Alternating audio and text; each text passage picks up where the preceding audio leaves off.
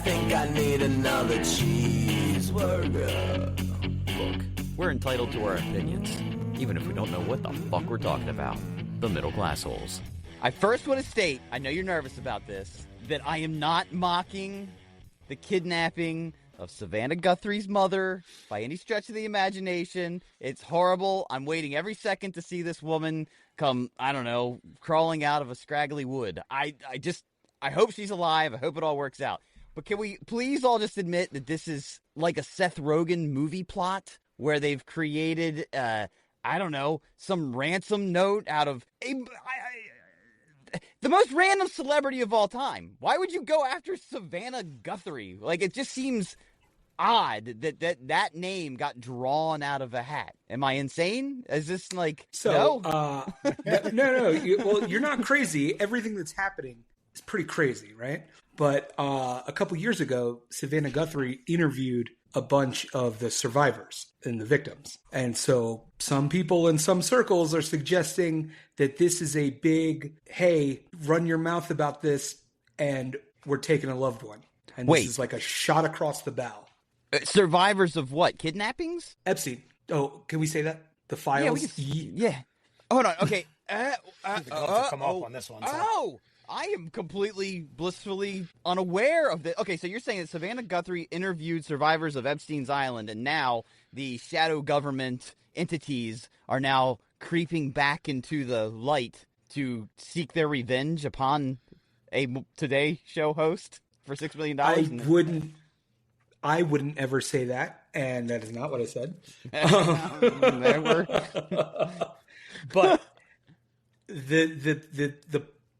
the points on the board to tie the little strings around. A couple years ago, Savannah interviewed a bunch of survivors. Now her mom's gone. We've got we've got a lot of media kowtowing to the administration, and we've got a lot of independent media online. So is somebody sending a message? I don't know. Are your conspiratorial cockles tweaking there a little bit, Wes, now? Because I didn't know this.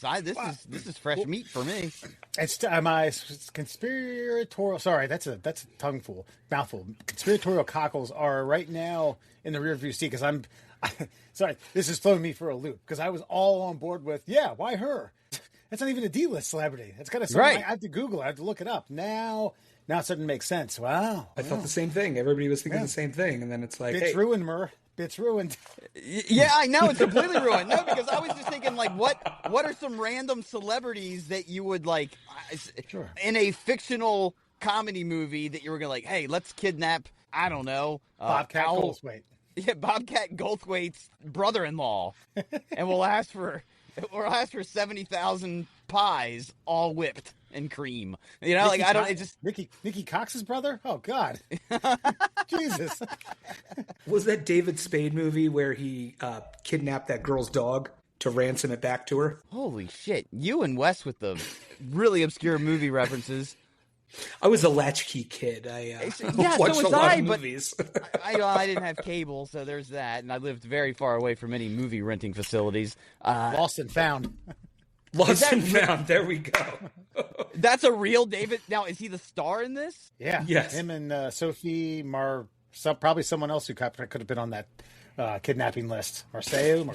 It's French. Jesus Christ. Well, Marseille is the best guess. The other really odd thing about this is during the Super Bowl that Ring had that super Orwellian commercial about lost dogs.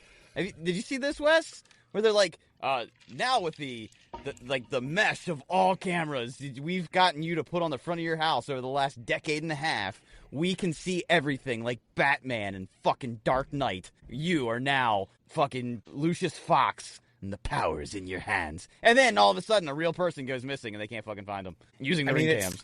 It plucked heartstrings of pet owners. The footage they've released, there's doorbell footage online now of like some dude in a mask at the door, released by the company, right? Yes, but they also had to like crack the code. They had to go through. They had to. I don't know. There was a whole bunch of like corrupt files attached to it. And then, but what I gathered from the Ring camera commercial at the Super Bowl that you were going to be able to like every step of the way, like you weren't going to escape the sight of a Ring camera. And then all of a sudden we need it. We need it for a real reason, not just fucking Chachi that got loose off his leash in the backyard. We've actually got a real lady who's in dire situations right now, and we can't even figure out, like, that's the only one we got. Sorry, it was locked up behind that encrypted wall, and boy, it'd be in a multi-million-dollar neighborhood. I know it's probably rather sprawling out there, but you would think that, like, 2 or 3 of these Ring cameras would pick up, like, movement of some kind and give them, like, a little bit of a geo-track. Unfortunately, there's only one terminal that they can do the Lucius Fox thing at.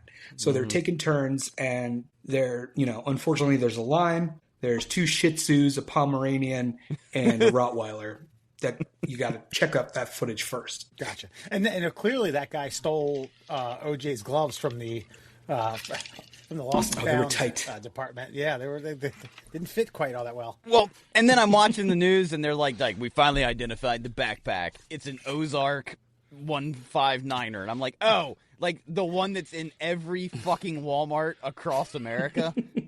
Ozark, the most like everywhere brand that exists. But see, Ozark Trail making Coleman look like Patagonia. That's right. They're getting to a point now where and again, this is hypothetically speaking, where they're going to zoom in on some sort of barcode or something distinctive on it, and then be able to figure out like 10 stores within a month where it was bought. And then now the camera footage of that to see, See if the description. Male, you're not 6'1", wrong. The problem is they've really zeroed this thing into like time is of the essence. I mean, you've got you've got ransom notes sent to TMZ.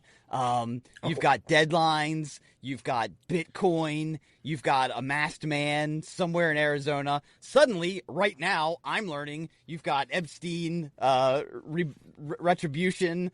You've got Ring cameras. I understand. It's just I don't think you could write this movie and people would buy it. Like you would go and be like, bullshit. Oh, that could happen. And then you just laugh it off. I mean, in the meantime, and I feel bad for the lady because, like, I mean, obviously I feel bad for her because her fucking mother's missing. But then, every 4 years you get to go do the Olympics, and then now you got to stay home. You got to stay home from Milan to worry about your mother and your $6 million Bitcoin payment. And I will say, though, as far as Bitcoin payments are concerned, it's a good time to buy $6 million worth of Bitcoin. That fucker hit the fucking skids over the last couple of weeks, man. That puppy goes up just a few 100,000. Man, you can double that pretty quick. Is that what they're asking for? Is that the ransom? $6 million, it was like, $6 million in Bitcoin? Yeah. Wow. Can't trace it. These guys are smart. That's what you say. I think also the one thing this has really pulled back the curtain on, okay, AI apparently isn't all that effective. The cameras on the front of your houses really aren't tracking you as much as we thought they potentially could. The Bitcoin's not as secure because apparently they were like, well, we've seen activity in the account they wanted to send it to, which means they can track it in some capacity. It just seems like all of the stuff that they were like, you can't do this, no, you can. You can do this, no, you can't. This will never happen. Well, it did. It's just, I don't know. It's though as the lives we lead online are all. What are you going to do about it? Nothing. Talk to Grok? Yeah, that's right. It's going to change his MySpace top 8. That's right. just the silhouette, Yeah. Rob, Tim, keep him guessing. Like you got to keep him guessing. Change your music too. Don't worry. Well, so anyway, I don't know. I hope the lady gets. Somebody's watching me. Prophecy. Whoa. Yeah, dude. And by the way, everybody thinks Michael. You know who sings that, right? Yeah, Rockwell. It's not Michael Jackson. Yeah, but he is on the track though. He's the one singing. He's an executive producer. He sings the hook. Yeah, but I mean that almost makes it a Michael Jackson song though, because when it breaks. Really trying to make Rockwell a star for 1 month. Yeah, dude, that fucking song. I love that song. I'm gonna say 1988. It's right up there with "Party All the Time" for me. I gotta tell you something. Classic. 1984. Party All the Time. 84. Shit. Party All the Time. That ain't that bad a song, and Eddie It's Murphy not. can actually sing.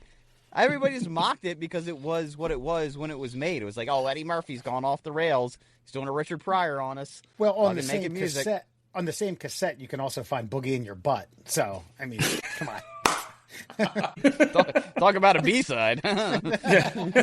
So you're deterred, Murr, but I guess allegedly, old Rollie's whatever he brought to light has stirred your soup a little bit, right? Well, if we're talking, if it's an Epstein conspiracy all of a sudden, sorry, Savannah, this is a done deal, unfortunately, and they just been giving you the runaround for a few days while they can, I don't know.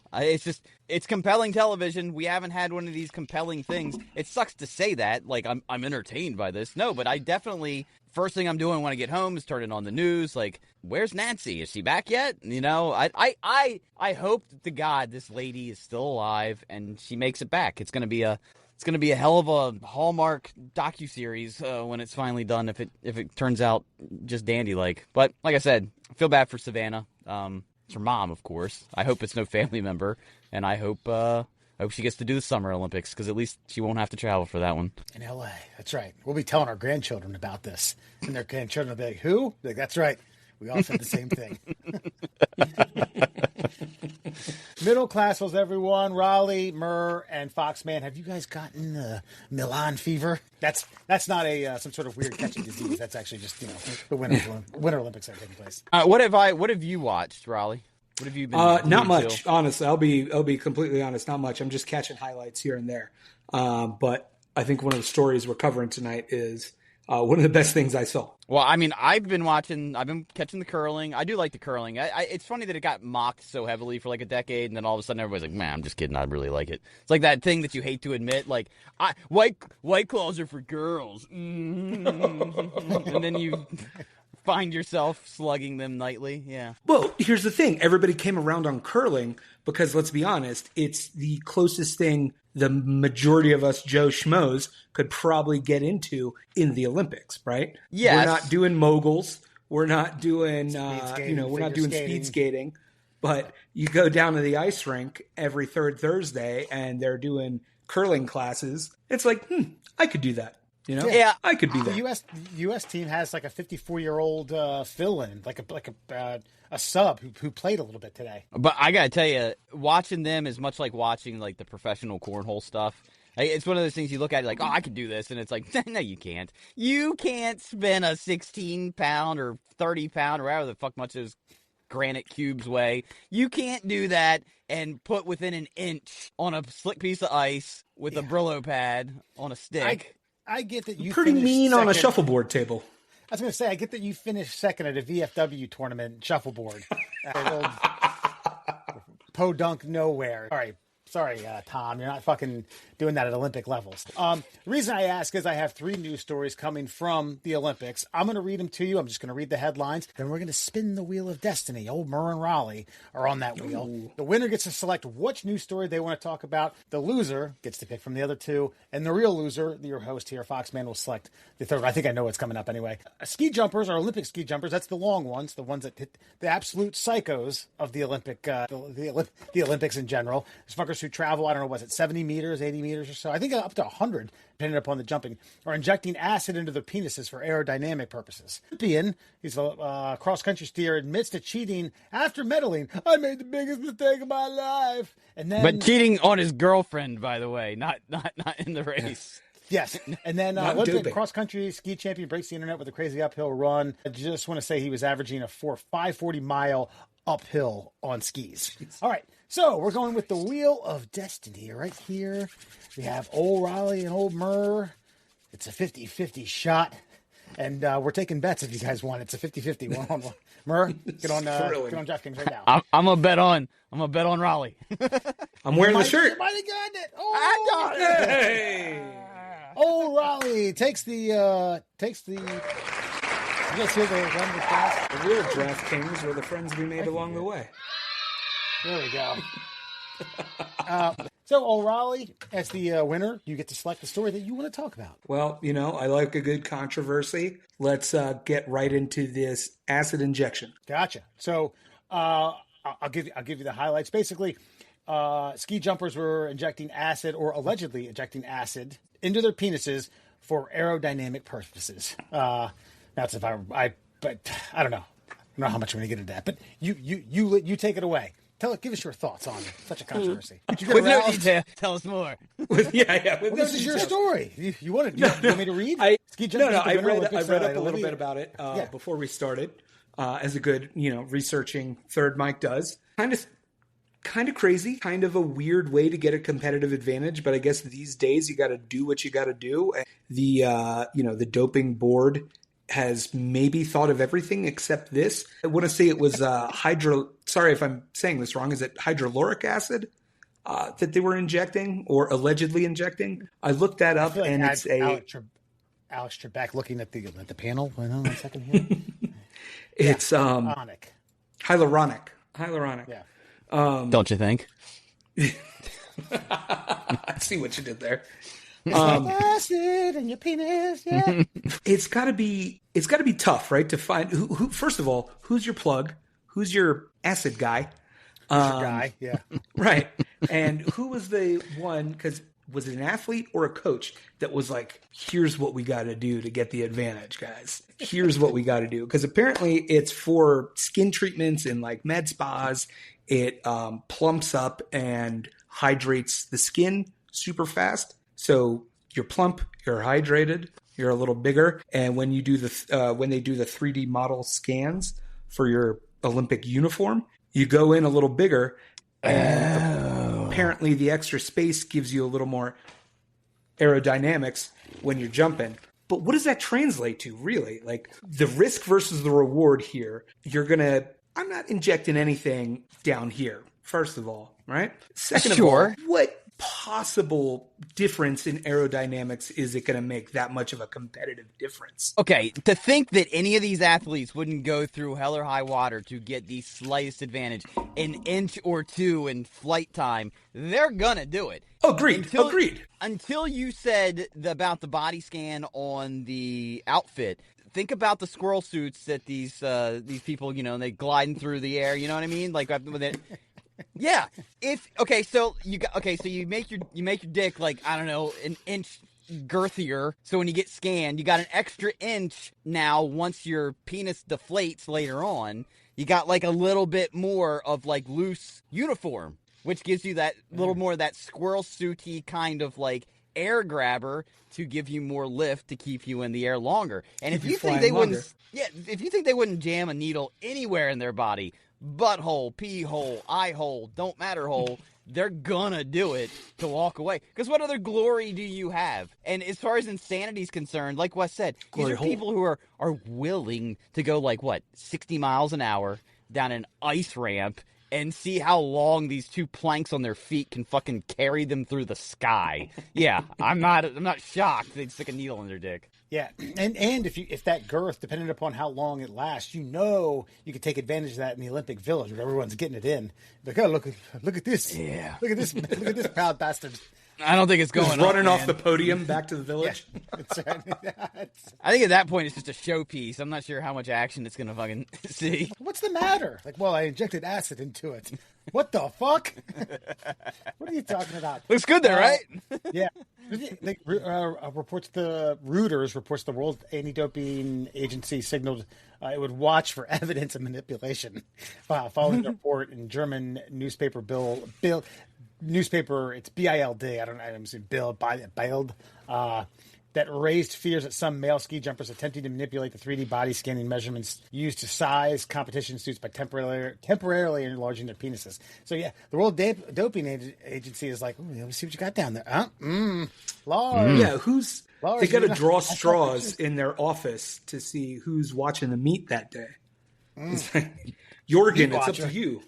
Well, and then do you have to? Well, I mean, but for scale, do you then every day have to go in with the old fabric measuring tape, like 5.5 round, very nice, sir. Let's see what you got tomorrow. A B sample, right? Yeah. That's it. Yeah, I do. This is, and I will agree with Murr. First of all, when you said I'm not injecting anything into my penis, I do think hot take at the most psycho level that these guys are, there's probably a little bit of reservation to begin with, and then someone's like, "No, watch, I'll do it myself." Yeah, man, if you say so. All right, let's do it. Now Now, how much this stuff's going on, don't know. I guess to be determined, unless you solder the world. Do the Olympics have their own, or do they rely on the World Doping Agency? I'm not sure because ever since I watched what was it, Icarus, the I don't know who can keep tampering from. Have you seen that, the documentary Icarus about the guy? Mm-hmm. It ends up spiraling into the Sochi Olympic doping scandal for Russia. Like, there's no lengths that these countries won't go to like get a competitive advantage. Like, there's no lengths or girths. Yes. Yeah. So I don't know. I think they got rid of that. I think they got rid of that doping agency, and I don't know. We shouldn't know who the doping. Honestly, no one should know who the doping agency is. Like, and they should have like a 10-year contract or like a 3 Olympic contract, and nobody knows what laboratory's doing it. And then magically, once their contract runs up, they say, "It was it was clean Olympics under our watch," and they can just brag about it later. It's actually LabCorp. They're sandwiching in beside a new crop of truckers and some juvies who are getting parole next month. It's LabCorp. You got weed in your pee? All right, Andrew, you're up next. You have 2 stories to select from. We have the now you don't have the jumpers injecting stuff. Yeah, you got the okay, I know the one I want to do. I want to chat about the okay, so what was the sport the guy was in where he cheated on his girlfriend? He wins a medal. Yeah. He's now being interviewed. And during his live interview, he goes into this weepy ass, like, "I am so sorry, I fucked up," basically saying, "I fucked up. I want to humiliate myself on a global scale just so she knows how much she means to me." So he's the traditional biathlete. That's where you cross country ski and then shoot targets. And if you miss a target, you have to, you go into the penalty zone. Biathlete. I mean, I gotta tell you, like, one, look, it's badass. I can't stand, because obviously this dude's handsome. He's in the best shape of anybody in the world. He's probably really cocky because he's really good at the thing that he does. He does it really well. His name's Stular.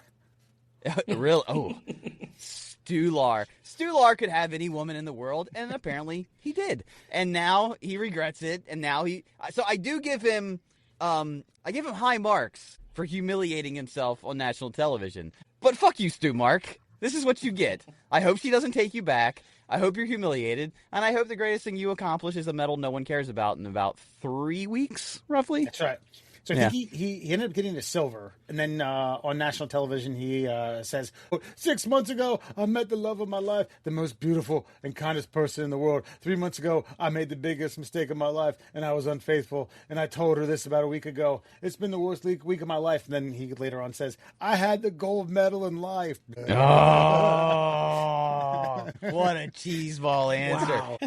They found her, apparently, and interviewed her, and she was like basically said, like, though, like, I do give him credit for being for humiliating the shit out of himself. Yeah, fuck you, dude. Sorry, we ain't doing that. Just like, that's embarrassing. I'm not going to date you now. Get out of here. Go back to the fjord. Right.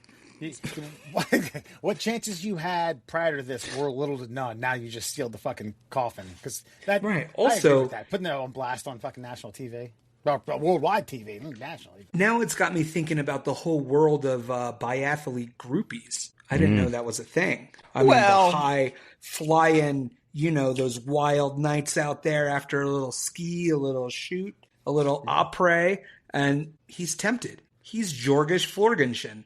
Of course he's going to be tempted.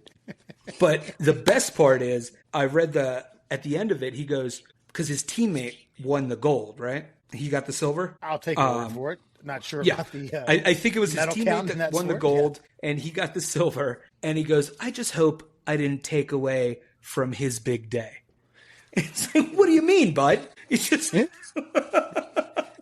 just blew yourself up on international television, and you're like, oh, sorry, I know you got the gold. I thought he was the gold medal winner in this before I read the article. But the bottom line is there's some lady who's taking syringes of fucking ski jumper fucking solution and jamming it into her lips. It's gonna give him lots of blowies for the rest of the Olympic Games, and I'm not gonna weep for this man. He'll be an international superstar. No. But as far as the woman goes too, let's say she takes him back. Every single social event they go to, it's gonna get brought up. Like Awkward. Yeah, like, oh, remember when you told the whole world about how you cheated on this whore right here, and then you made up for it by, do it. Oh, so she gets to be reminded of the time that he cheated on her, and that becomes the crowning moment of his entire life. And you're going to find some woman who buries her head in fucking 5 feet of Nordic snow just to get away from the world. Right, the country's not that big. They're going to run into everybody all the time. Everyone, yes. Yeah, you hang out in Oslo long enough, you're going to see him. That's right. Don't know if that's where he's from. I'll take the last one. Just human achievement. Nothing funny, nothing cheating, no acid being stuffed in any orifices or injected into any penises or penile implants or anything like that. So Olympic cross-country ski champ breaks the internet with a crazy uphill run. So Norway's, oh God. Just stop trying. Johannes Asflat Kalibo ran under 6-minute mile pace uphill in skis en route to a second gold medal at Milan. That's right. So it was about a 5:40 mile pace on a 7% gradient uphill in skis. Fucking nuts. I'm telling you, they ought to get this guy into like sports. What was the ESPN thing was sports science. Hook him up to monitors. Let's get a goddamn glimpse of his heart. Let's see what his resting heart rate is. Let's see what it is when he's having sex. It's probably better than us fucking, sleeping. Yeah, I've seen that video 1,000 times now. And look, I mean, I fancy myself a fairly fit, athletic dude. I am in my mid to late 40s now. But like watching somebody I can't run a 5. I could never run a 5:40 mile. I think your brother might have been able to run like a little bit lower than that. Yeah, both of us ran sub 5-minute miles. No shit. But still though, to do that on skis on ice, 7% uphill. 7% grade, yeah. No. Jesus Christ. That's why, and this kind of comes back to the curling thing, is like no matter how mundane the athletic achievement is on that scale, it's going to eclipse every average human being that's probably ever walked the earth. I think I posed this question a few years ago. Do you think in ancient times there was ever an athlete as good as anybody we're seeing now? Ever? Yeah, I mean ever. I don't think Usain Bolt's 100-meter record is going to get broken in the next 50 years. But I'm talking about everybody that these events kind of have evolved from in their own way. Like you hear all the the myths and the legends of these people of the past, which is where a lot of these events kind of have gotten their origins from. Sure. Like the marathon and things like that. Like, do you think anybody in history was ever equivalent to anybody now? Because if you go back and you look at the 100-meter times, back in the turn of the century, 1900s, it's the fastest man alive ran a 12.3 120-yard dash. Oh yeah, quickness. Johnny Dasher O'Pal. Fastest man in the neighborhood, in the country. By the way, just in case you want to catch a glimpse more of Kalibo, Johannes. This was the, real quick, damn it, sorry. My kilometers are a little rough. This was the 20-meter skiathlon. It was a sprint event, 20 kilometers. Was it named by a preschool? It has a 10K free, as well as the 50-kilometer team event. So, more to come from this guy. Jeez. God, hopefully Peter North coming. Anyway, by the way, before we wrap up this bit, I did want to ask you guys, did you have a chance to see, read, hear, or have any opinion on the sport tax, Jock Tax, that Sam Darnold got hit with after winning the Super Bowl? You familiar with this? I'm only familiar with it because of the Boomer Esiason spiel that he went off on. Did you see this, Rollie? Not Boomer spiel, no. Just about how many. Break down the nitty gritties of it, Wes, because apparently Sam Darnold's going to be paying almost like a full working man's yearly salary just to take home a Super Bowl ring. He's going to be in the loss for $71,000 after this. He was paid $178,000. He's going to be taxed $249,000, and this has to do with California's sport tax. It's basically, or Jock Tax rather, which forces pro athletes who don't live in the state to fork over percentages of their yearly income based on the number of days they work in California. So Darnold, who worked, I don't know if he should have filed for taxes quickly after the beginning of the year before the Super Bowl. I don't think he did because they played They played the Rams and they played the 49ers once, and then went to Fresno, or was it not Fresno? But anyway, San Francisco for the Super Bowl. Jesus Christ, man! He's And going to have to pay $71,000 for winning the Super Bowl. and that's why people are fleeing your state. Yeah, you guys know me. I'm as left as they come, and I'm not going to defend professional millionaires here, but like this is a little ridiculous. Like you got to go into the state 2 times at least, every year to play. And that's you're the kicker, you're the backup kicker, or you're somebody making league minimum. You're just getting hosed. Yeah, or the water boy. The water boy is probably getting hosed on this too. And I looked up, I looked it up after I saw this, like which states like don't have this style of tax, and it's like it's your it's like Tennessee, Florida, there's Texas, Washington State, but there's bottom line is if I'm the NFLPA, I'm just going to be like, well, we want to play our games here. I mean, Florida's a great place to go play Super Bowls. I mean, it's not really hurricane season. Why wouldn't it be? They haven't seen championship teams in quite some. Well, they had the Tampa Bay, so there's that. But like. Yeah, but I guess the point is like if I'm a player and I can choose roughly where I'm not going to be paying for my Super Bowl ring once I've won it, I feel like that's a place I'm going to want to go. This brings up a good point. Think about this. Next year it's in L.A. Again, I think it was in 2021 or 2022. Yep. It's when it was the Rams Bengals Super Bowl. Think about like a backup or like a third string, just basically saying, "No, I'm going to roll the dice. I'm not going to play. I'm hurt." Yeah, I'm not showing up this week. And then winning the Super Bowl and just collecting the money. I mean, that's the way I'm looking at it. And Murr, you made a great point. Like the NFL Players Association, I know they're not as strong as the Major League Baseball Players Association, but if they have a say, like fuck California, not as strong. No, not. I mean, the Major League's Players Association is a Goliath, and they've been that way for a long time. Because a lot more members too. Yeah, but as an NFL player, I might just say fuck California. Like we'll go and play there because there's 3 teams that have that play there, but no more Super Bowls. Fuck that. Right. Yeah, I mean there's other stadiums and it's similar climates. I mean Florida this time of year. I mean that's a good football weather. But what you domed? Like you have Indy 50, that's domed. 60. You have Minnesota that's domed. You have Detroit that's domed. I hate watching a domed game though. They never look good on TV, and that's what you're trying to do. And you want the elements, the opportunity for the elements. I've said for years that they should just do a round robin. Every team gets to host a Super Bowl and just fucking.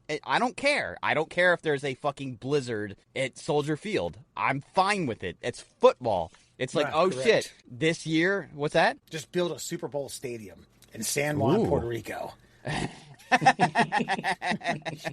I mean, I was getting ready to say, like, just do it right in Kansas because it's right in the middle of the country, but they've fucking seen plenty of those over the last few years. But, but somewhere everybody can travel to. Yeah, a neutral site, like, to make it a real, no home team advantage kind of game. Well, I would say, actually, never mind. I was going to say you could do it at a big stadium that doesn't host NFL games, and I was immediately thinking the Rose Bowl, and I was like, well, scratch that. That's in Pasadena. Mm-hmm. Yeah. But Fairfax, Virginia, your time to shine. That's it, baby. Ooh-wee. You guys have scraped down to what, 68,000 seats? I believe so. Anyway, there you have it. That's that's the Middle Class Holes Olympics roundup, as well as this Jock Tax that California. You can stuff that $71,000 straight up your keister. I know Sam Darnold is crying all the way to the bank. What do you think he's about? Like, damn it. That's probably all the frustration he had right there. Damn it. Yeah. Aw, shucks. That's, 2 less stone crab boat parties that he can't have. I don't think Sam Darnold's ever had a stone crab or a boat party. I think he just sits in the den. That's it. He's got his own man cave. It's just him. Right. Well, we're gonna take a quick break. We'll be right back with Fun Fact Friday. Stick around. Intelligence, of which you have none. Obviously, we're dealing with the superior intelligence. And now, Fun Fact Friday. All right, ladies and gentlemen, boys and girls, time to expand your minds in a little segment we like to call Fun Fact Friday. 5 fun facts for you fuckers on a Friday, brought to you by our many sponsors. I'll only mention a few of them. Of course, you've got Flat Earth Science, Advocates for Truth. You can find them on Facebook. The guy that I think wrote Pulp Fiction was just recently on Rogan, and there's like a 9-minute clip online if you'd like to watch it of him potentially arguing for a flat Earth. And listen, I know Joe Rogan has been up and down in people's lives recently, but the way he goes against this guy, you really believe the Earth is flat? Really says something. It's a moment of sanity in an insane world. It's 9 minutes of just lunacy. So go check that out in the meantime. And also, another one of our favorites is the Shin Splints Recovery Group. You got a little pain below the knee and above the ankle. Find the Shin Splints Recovery Group on Facebook as well. So let's get to it. 5 fun facts for you.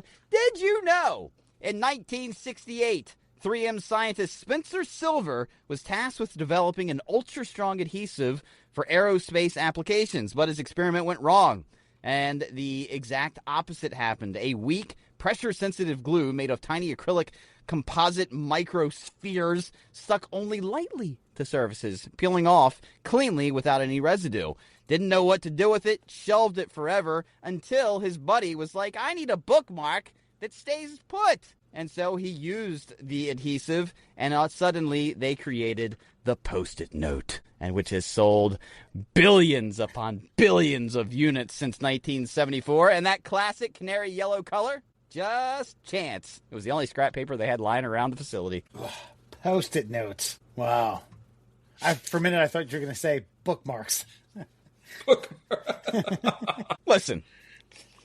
I search these things out, and there's nothing more deflating than somebody saying, Post-it notes.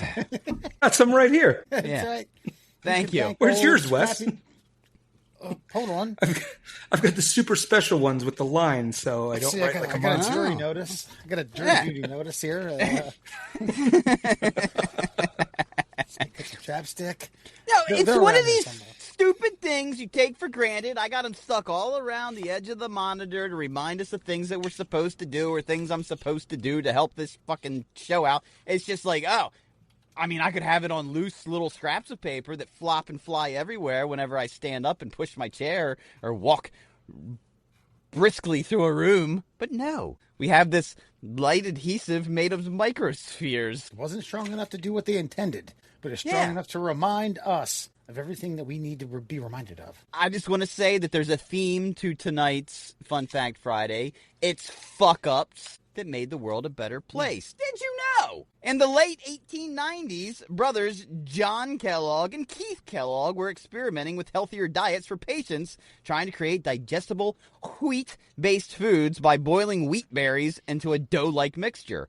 One day, they left a batch of boiled wheat sitting out too long. It became moldy and over-fermented, but instead of discarding it, they rolled it out into a flat sheet to see what would happen. The result was thin, flaky sheets that baked into crisp, crunchy pieces, far different than what they intended, which was soft bread or granola. They refined the process, switched to corn, and accidentally invented cornflakes. Yeah.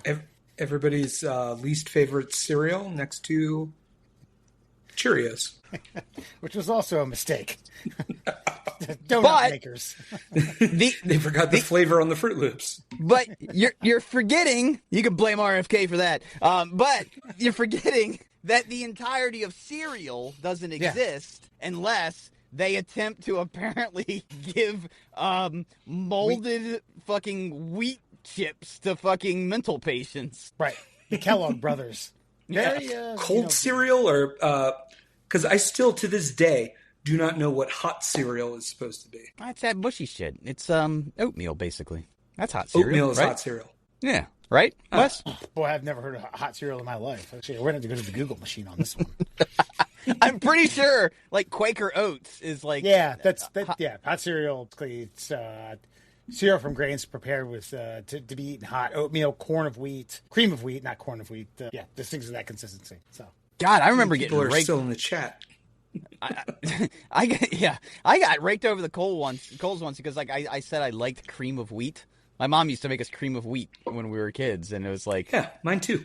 It was great. What'd What'd you put in it? What was yours? What was it? Because there's only two ways to go. You can either go like sweet or savory, and we always did cinnamon and honey. Ooh, see, that's the thing. We always went savory. We went salt and butter. Well, that's just lazy grits. Yes, and my mom's from the South, and so yes, No that's self-respecting lazy Southerner would cook grits that way.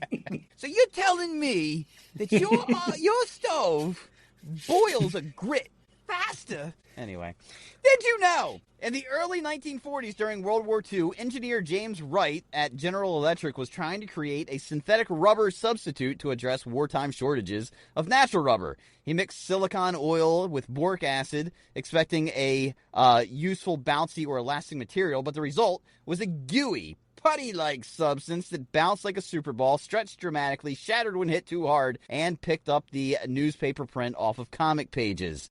He called it Nutty Putty or Bouncing Putty. It sat around the lab for years until some toy maker was touring the lab, and he saw it sitting there, decided to get the recipe, package it in colorful eggs, and renamed it Silly Putty, and sold it for $1. It went on to become one of the most iconic toys of the 20th century, with over 300 million units sold worldwide. As a member of the middle class and an only child latchkey kid, as I said earlier, I had plenty of Silly Putty eggs around the house.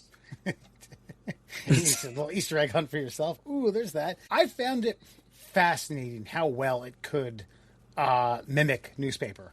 Mm-hmm. Oh, yeah. And on there is almost like a goddamn carbon copy. And I just stretch out Calvin and Hobbes like that.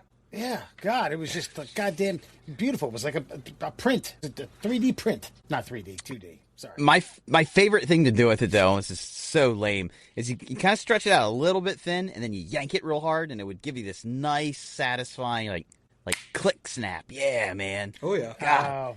And then you could ball it up, and you'd get a few pops in there. Yeah, you get the bubble in it. You get the bubble. Yeah. And kids today will never know the fucking simple joys of playing with a gelatinous piece of goo. And this kind of reminds me, have you guys seen This Is 40? Yeah. Yes. Yeah, when she goes like, go kick a stick or go kick a rock. Like, I don't want to do that. I know she is kind of saying, yeah, go kick a rock, because I used to kick rocks on my way to and from school. But it's things like that we just described.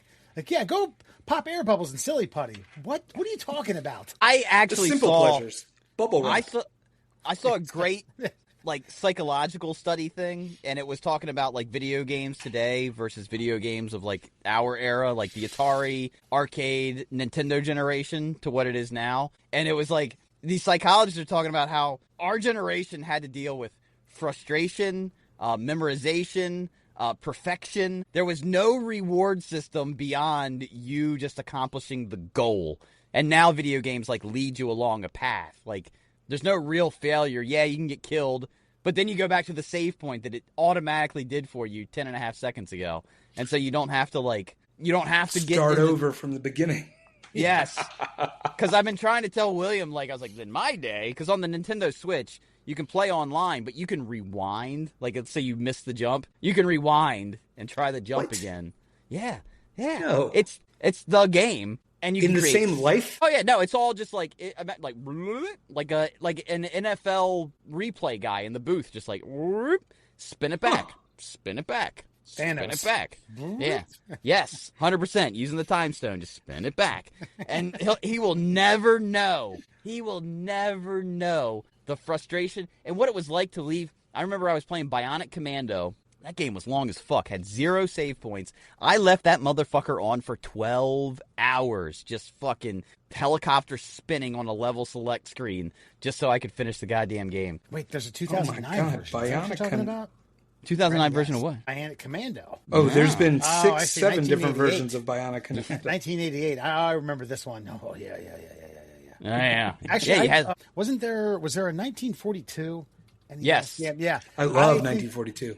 I had gotten, because my brother Dewey Love, Mercer, you both know him. I got the shit kicked out of me for disrupting a marathon game of his that he had paused. I was like, what the fuck is this doing here? I want to play Ninja Turtles. Oh, no. You turned it off? I turned it off, yeah. And you ever seen where Homeboy gets curb stomped in American History X. American History X? That's what happened on the bed frame. Then he just hit you with that spray from the basement, and everything was fixed. You know what? Yeah, the spray that cured AIDS. That's right. Yeah. No offense to Dewey, but I'm kind of glad he got that off on you before you could never get it off on you again. Because there's no way that happens this day and age. Is that when Wes was in first grade to second grade? That was the short window that Dewey had. Yeah, there was like when the 3-year age difference like meant something. Now it's just Now it's what you gonna do about it? Fuck you! I'm playing Ninja Turtles. Write an article about it. Yeah, I'm playing Ninja Turtles 1, the game no one can beat. Oh, Turtles Through Time. That's the game. Yes, you're right. Any other game besides the one they marketed to us as children where, like, goddamn, the fucking disarm the bombs underwater level? What kind of sociopath fucking created that shit? With the ivy that was poisonous that would, like, to, like, zap your life if you touched, And the turtles couldn't hold their breath forever, you know? Yeah, like, I think it was the third bomb. It was, like, up and to the left, and you had, like, 1 pixel of space that you could utilize to, like, get... Motherfuckers, fuck those guys. And that is why we are of a stronger constitution than today's generation. But, did you know, in 1905, an 11-year-old boy named Frank Epperson from San Francisco was experimenting with a homemade soda drink by mixing powdered fruit-flavored soda with water and stirring it with a wooden stick. One chilly night. What? Tang. No, it wasn't Tang. Tang was not invented yet, sir. One chilly night, he left the glass of sweet mixture out on his porch and forgot about it. The temperature dropped overnight, freezing the liquid solid with a stick around it. In the morning, Frank discovered an icy treat, pulled it out, licked the stick like a lollipop. He then started making and selling them around the neighborhood. As an adult in 1923, he patented the idea. I love this. He patented, quote, frozen ice on a stick. He later sold the rights. He later sold the rights to the Joe Low Company, which trademarked it as the Popsicle. Which I wonder if that's the grassroots for like pixie sticks, not pixie sticks, like ice sticks, ice pops, freezy pops. I just don't see how you fucking get the patent. Fucking it's ice on a stick. They probably just wanted him out of the office. Stop wasting our time. Fine, here you go. Hey. Yeah, the original patent troll. He just showed up with 20 things. He's like, maybe one will get through. I'm like, oh, fuck, ice on a stick. It's like the inventor. Nobody's done that yet. Give this kid the patent. That's right, yeah. I mean, this is... See, here's one of the things about me, Rollie. I'm always trying to think of, like, if the magic time machine, right? You could go back. Like, what era would you go back to where you'd still be comfortable, live comfortably, but you'd have just enough scientific knowledge to, like, become a bajillionaire before your time? Like, to know that in 1905, I could literally walk into a patent office and say, I'd like to patent ice on a stick. Like, holy shit. Like, toilet paper. I want to put this paper on a roll for your ass to be wiped with. Okay. Like, corn on the cob holders. Yeah, 100%. No more hands burning. What are they? They're nails. You jam into the ass end of the corn. Like, that's it? Yes. You get to keep your fingerprints. Pay me money for the next 50 years. Jesus Christ. I mean, that could be the best butterfly effect on the timeline as we go back and we make the money with all the as seen on TV crap. Oh, my God. The slap chop? Yeah. That guy's running for... running for I saw that. Yeah, Vince Offer. God, that guy, still, he's never going to get past this story. The fact that he got half his tongue bit off by a prostitute because he tried to tongue kiss her. I don't even blame the prostitute, man. What a romantic. Who says chivalry's dead? I mean, he paid for it, but... No, but, like... I'm just how much blood can a ShamWow absorb at once, you know? But it's weird because, like, I'm so on the prostitute's side on this. It's like, yeah. You don't kiss me. Yeah, you don't know where I've been. I definitely think a jury would side with the prostitute. Yeah, you tried to tongue kiss her? Oh God, you're guilty. No, and I'm thinking about it like this. If I'm the prostitute and I'm like, you're willing to kiss me? Who else have you stuck this dirty fucking meat rag in? Good God. Oh. But the audacity of, the stardom of, I'm the ShamWow guy. Well, I mean, look, people like the ShamWow guy. He was, him and Billy Mays were probably two of the best television. Yeah, like when he fucking throws the slap chop over his fucking shoulder into the sink. You just sold 1 million units there, Vince. Well done, sir. Moving units, baby. Yeah, that's what it's about. He's got name recognition. He's got face recognition. I don't know. All he needs is one good idea, and he talk a bunch of shit, and you're going to fucking win political office in America. So, I mean, where's he running? Do you have any idea? If it's in the Midwest. He's right now, politics. Texas's 31st congressional district. That's in 2025, aiming to unseat incumbent Congressman John Carter, no relation to Jimmy. In an interview with Fox News, he stated that he would run on an anti-woke platform, and he was inspired to enter the race by the assassination of Charlie Kirk. John Carter, that's the guy from Mars. Yes, John Carter from Mars. Look at you. Well, hey, he in a video parodying the Ghostbusters theme song "Woke Busters," featuring Republican candidate Valentina Gomez. If there's something, she's the worst. This timeline is such a joke. Oh, she's the worst. Singing lyrics from the song, "If there's something creepy looking at your pee-pee," while showing a man dressed as a feminine attire in a park, then cutting off to a shot of a young boy holding a basketball, with the camera zooming in slightly at the boy's clothed crotch. This is from the fucking Wikipedia page, by the way. I'm not as good. Yeah. He's a shoo-in. I mean, he is, unfortunately. God. What a ticket. What a duo, the Slap Chop guy and Valentina Gomez. You can't miss with that ticket. Something creepy looking at your pee-pee.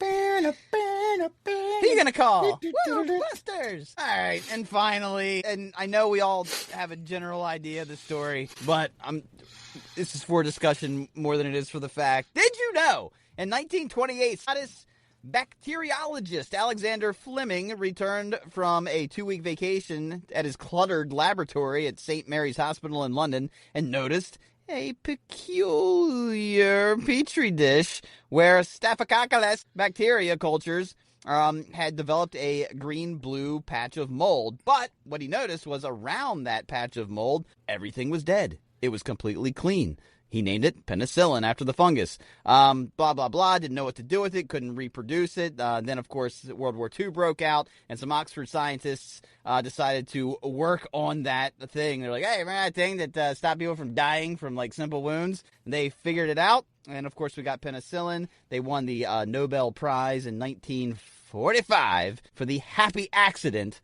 that revolutionized hospital care worldwide. What I love about this, all these were happy accidents. Nobody meant for this shit to happen that came out the other side. And this one hits close to my heart because I'm a dirty motherfucker. I don't clean up shit. And could you imagine, like, leaving your dorm room in college to go to, like, one of your little formal things, maybe down Deep Creek Lake or whatever. You come back and something grew, like some organic material grew in the fucking corner. And you're like, huh, oh, yeah. And then you win the Nobel fucking Prize. What? This also makes me wonder if anyone pre-1945 just suffered forever with gonorrhea. Oh, 100%. Absolutely. Didn't it drive him crazy? Well, that was syphilis. But yeah. Syphilis, yeah. Which is also treated with this. That's how much I don't know about STDs. Ooh, look at me. No, I mean, I've heard this repeated 1,000 times, but, like, the whole bigwig thing, they wore the wigs because, like, syphilis makes you go bald and fucking, like, holes grow in your fucking scalp. So all those, like, heathen fucking monarchs back in the day were just hanging and banging. Oh, you mean like my curly wig that I had last week? Yes. 2 weeks ago? Yeah, and that's why all the fucking Brits... Well, what's even crazier about it is even to this day, like, the British, like, judicial guys wear those fucking ridiculous curly-Q fucking white wigs, and it all stems back to, like, the French and the fucking Brits, like, having syphilis. Yeah, I was just referring to, like, gonorrhea. Sorry. Untreated, Sorry to bring it into the gutter. Infertility, classy show. Pelvic pain, early life-threatening infection. So you're just sitting there. Yeah, man, that's a bummer. Bummer, man. Yeah, bummer. Thanks to this guy. 1945. It's a good life. Yeah, but I mean, the other thing too with it, I know how you can, theoretically, I know how you can grow the mold for penicillin. But even this dude, what? I know how you can. I know what it takes to get that moldy fucking shit to grow. But so did this guy, apparently. But, like, to be able to, like, get it where it's sterile and you can actually use it for something. I don't know. This is one of those things where I think if you went back in time, like, I can make penicillin. No, you can't. Like, you may think you have, like, you could get it started. It's like that C student history kind of thing. Like, you know a little bit about everything, but you know nothing about refining any of it. Like, if you went back in time and it was like, oh, oil, I know how to make gasoline. No, you don't. You're going to kill an entire town by blowing it up. You get a Bunsen burner and a couple other things. Drink your milkshake. That's right, baby. On it. That's still, everybody gives Daniel Day-Lewis so much credit for being a great actor, and he is. But that scene is so obnoxious. I drink your milkshake. I don't know. It takes me out of it. And it's like his most iconic scene. I think that was just the apex of the greed and like the tenacity I get it.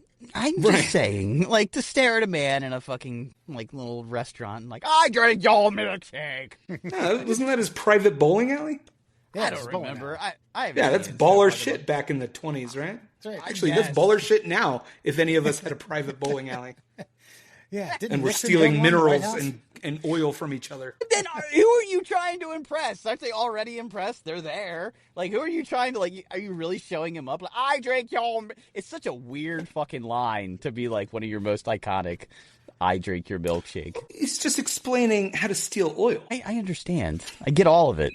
There's nothing lost on me. Just yelling that, and that being, like, your most iconic film line. I drink it right up. Yeah. I mean, he barely says anything in Last of the Mohicans, and to me, that's his best role.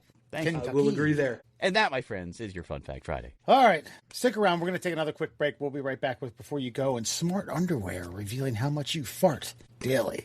Riveting stuff. We'll be right back. When they said not everyone deserves a podcast, we didn't listen. The Middle Class Holes. Before we get to Before You Go, this is the Before You Go. This was brought up on the sales floor at my job, and guys were asking about the double luge. So it's one guy stacked on top of another guy. Murr, it's just you and me on this one. Which? Okay, what, are you bringing out a luge? All right. Double luge, one guy stacked on top of another, and they were asking which one would you rather be, and obviously with homophobic overtones to this. Yeah.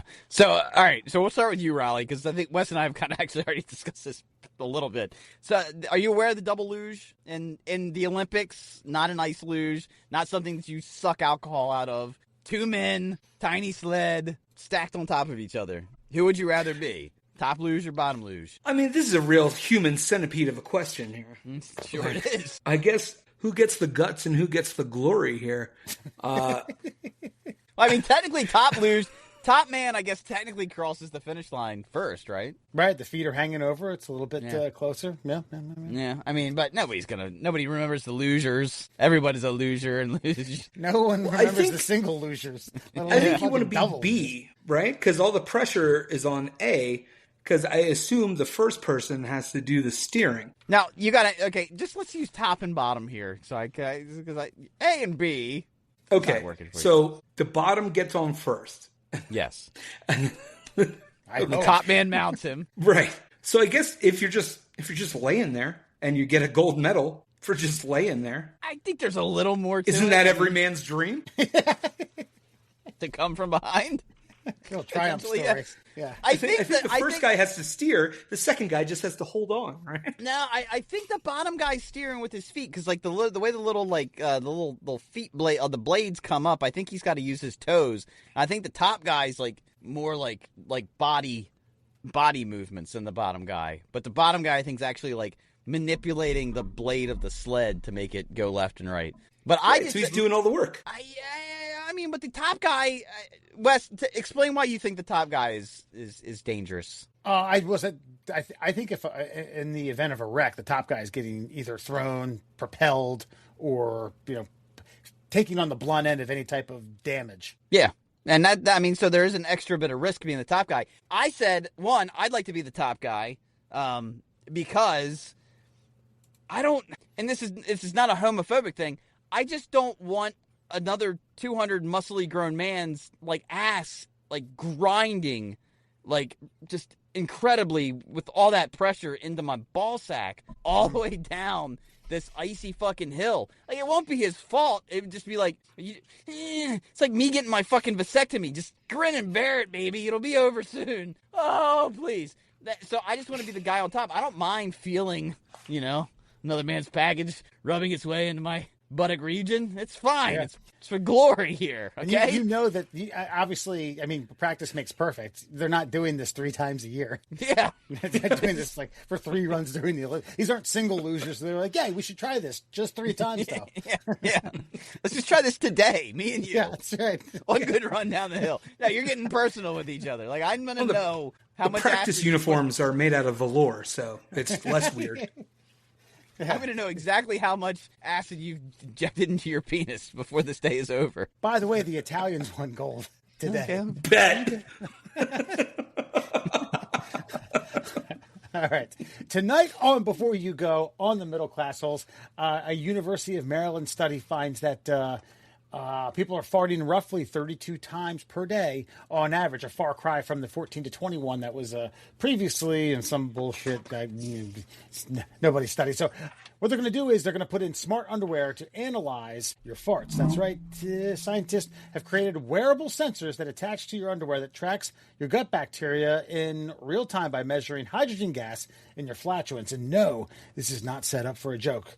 Let's see. Yes, it is. The problem. It's flagged microbiome researchers for years how to actually monitor your gut bacteria hour by hour, not just what species live in there. This answer, as it turns out, involves a tiny sensor clip near your bottom that passively records data while you go about your day-to-day. The study revealed 38 people detected with a 94.7% accuracy. It's about 32 times per day. So there's a lot more to this in your gut health, bacteria. Yeah. But this is incredible.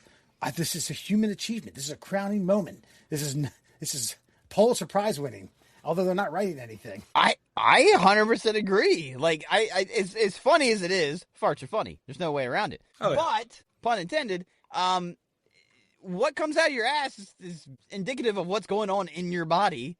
And the amount of lives, God rest in peace, James Vanderbeek. I mean, imagine being able to know the second you got a cancer fart coming out your butt. Cancer fart. Yeah. Oh.